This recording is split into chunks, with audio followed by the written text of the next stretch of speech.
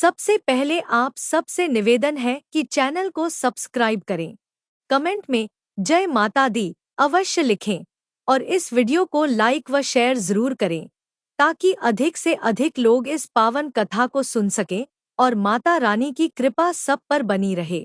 कथा की शुरुआत। सनातन धर्म में एकादशी का बहुत बड़ा महत्व माना गया है। वर्ष भर में 24 एकादशी आती हैं और प्रत्येक एकादशी का अपना अलग अलग महत्व और प्रभाव होता है।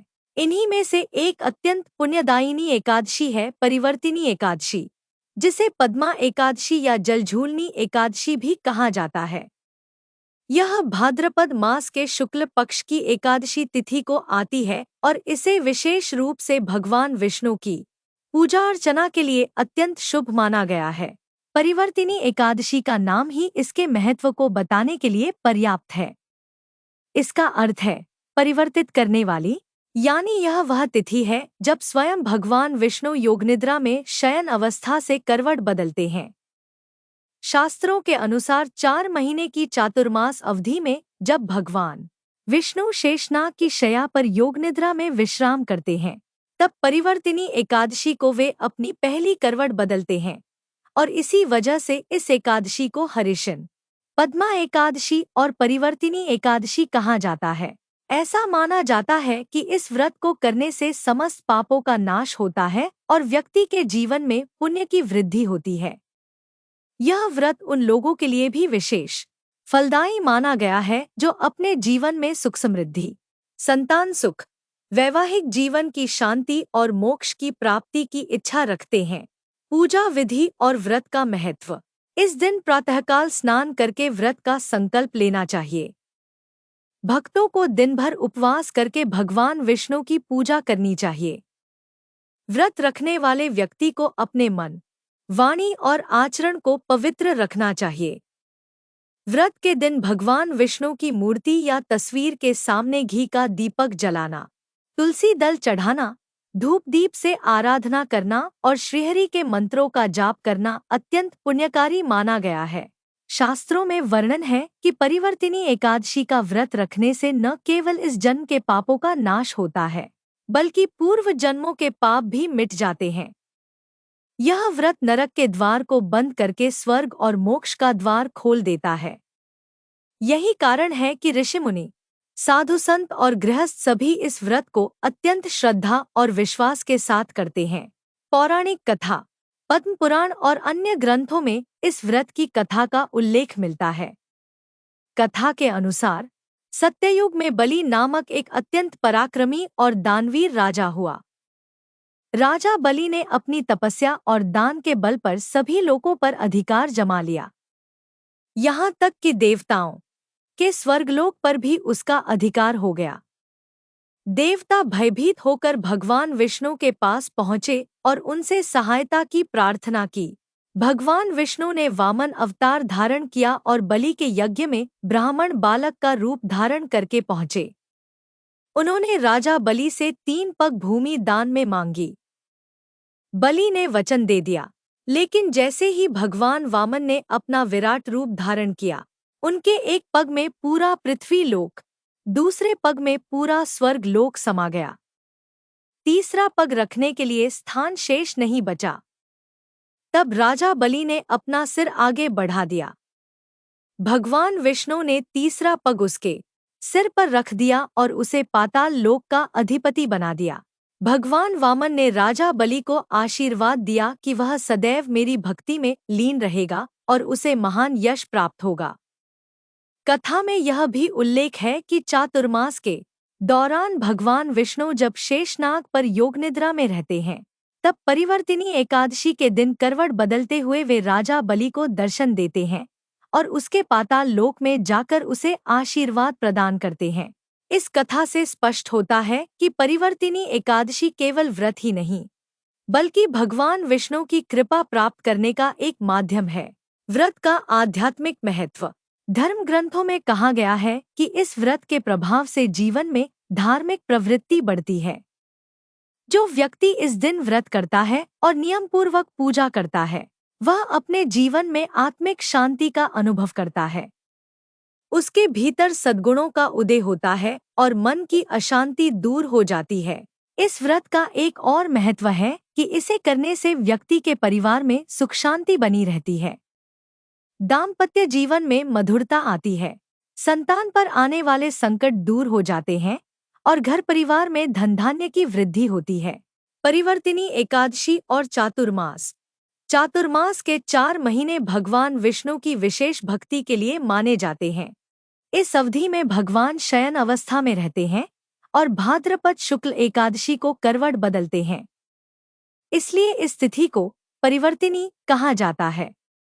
धार्मिक मान्यता है कि इस दिन भगवान विष्णु के साथ साथ भगवान शंकर और माता पार्वती की आराधना करना भी अत्यंत शुभ फलदायी होता है।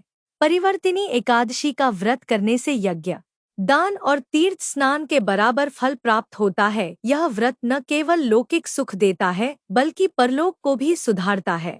परिवर्तिनी एकादशी केवल एक उपवास का दिन नहीं है, बल्कि यह भक्त और भगवान के बीच आत्मिक जुड़ाव का एक पवित्र अवसर है। शास्त्रों में कहा गया है कि जब जब जीव अपने मन, इंद्रियों और वासनाओं पर नियंत्रण पाता है तब तब वह ईश्वर के अधिक निकट पहुंचता है। एकादशी उपवास इसी साधना का माध्यम है।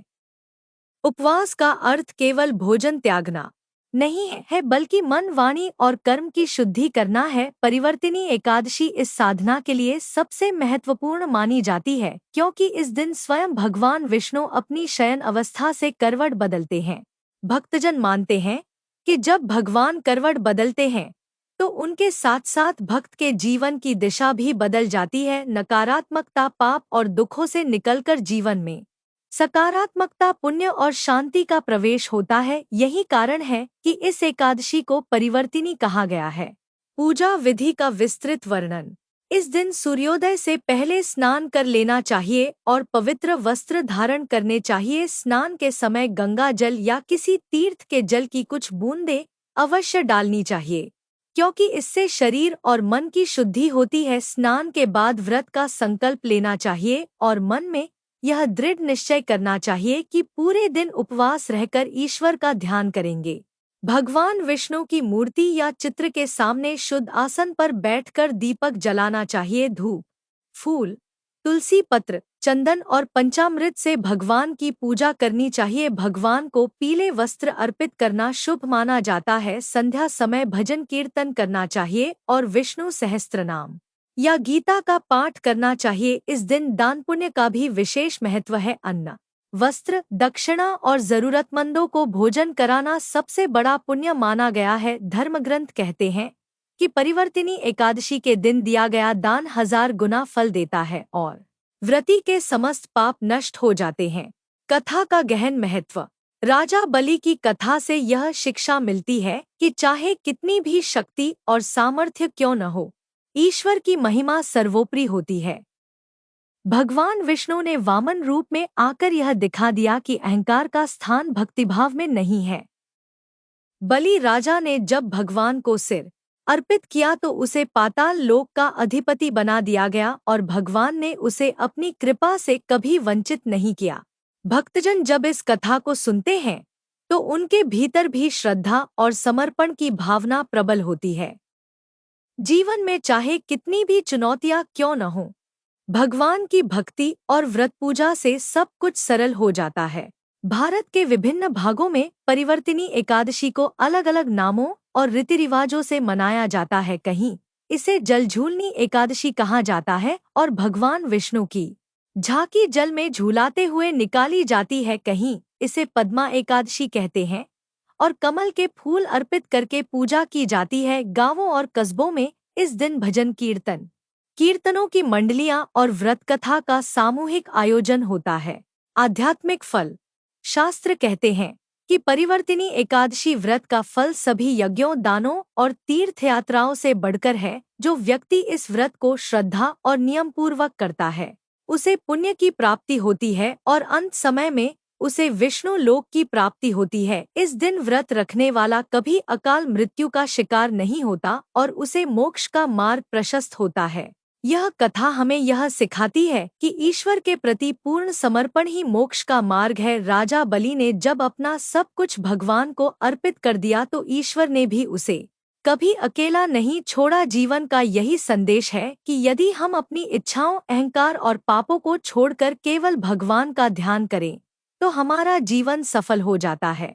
परिवर्तिनी एकादशी का व्रत भक्त के जीवन में बदलाव लाता है। यह व्रत केवल पापों को मिटाता नहीं बल्कि जीवन को नई दिशा देता है। यह व्रत आत्मा को शुद्ध करता है, मन को शांत करता है और ईश्वर के साथ गहरा जुड़ाव स्थापित करता है।